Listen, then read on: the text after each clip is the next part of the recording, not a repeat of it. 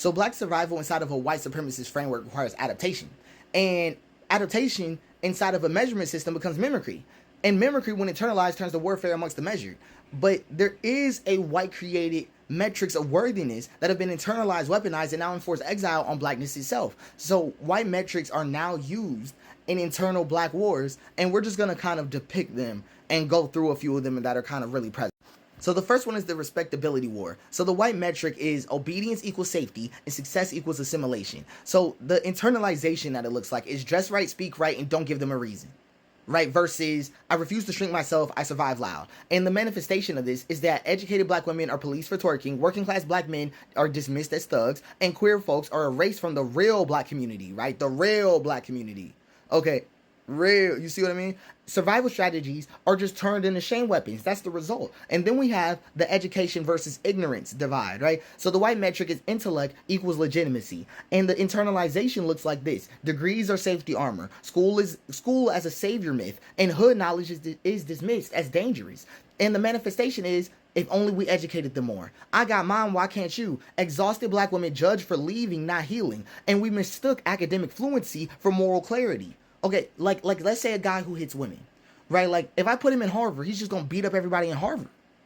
Okay, even though he became educated, and even when he becomes a lawyer, he's still violent. That's because educating someone and teaching them empathy are wildly different concepts. Then there's the hypermasculinity trap. So the white metric is power equals dominance and emotion equals weakness. And the black internalization is strength as silence, fatherhood as authority, not nurture, softness coded as feminine, feminine coded as unworthy, right? And then that's how you get to the shape of real men don't cry. You know, misogynoir in black culture, well, black hip-hop culture in particular too, and suppression of black trans visibility. And the result is protection became control and pain became hierarchy. And then we have right, number 4, which is the class and consumer divide. So capital equals character. That's the white metric. And the internalization is success is measured through wealth signals, not well-being, and poverty is seen as a personal flaw, not a structural condition. So that's how you end up hearing you just lazy. Right? Black elders shaming new mutual aid efforts as unrealistic, and financial shame used to gatekeep leadership. Right, but the result just turns out like this. We lose the communal ethic in pursuit of the individual deliverance. But then we have the trauma Olympics, which is suffering equals credibility. Pain must be proven. Only authentic black pain counts. Right, struggle credentials weaponized.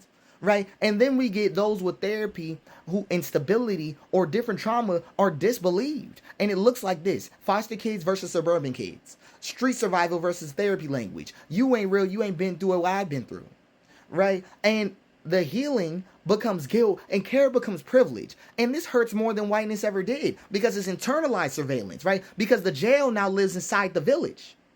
The jail lives inside the village now, right? And because now we are the gatekeepers of our own exile. So there's really a twist to this that's important to understand the nuance. It's also the site of our greatest power, because once we see the measurement, we can burn the scale, because hypermasculinity is pain as armor, because respectability is fear and makeup, because disrespect is not always deviance, it's grief.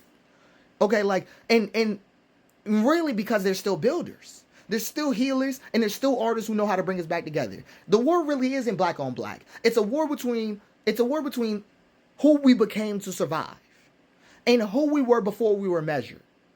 Right? That's the real definition of all of this. Because all of these metrics are just tragedies in motion, playing out in front of you.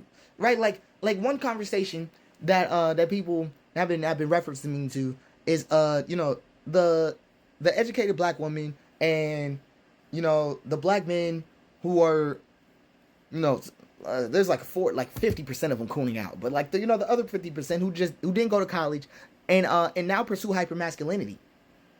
But to believe that both situations are not cases of tragedy, right? Like the fact that the black woman had to do all that to be seen, and the fact that he has to do that, right? Both of those are measurements of metrics to survive, right? Like being measured against white society. So really, that hope this gave some clarity, at least on some of my POV. I don't really join that level of conversation because there really is some nonsense going on. Not necessarily from the people believing that better should be out there and better should be achievable, but just from the gender-based blame. Yeah, no, I'm not. I just don't have the day. I don't have the day for that. That's not in my calendar.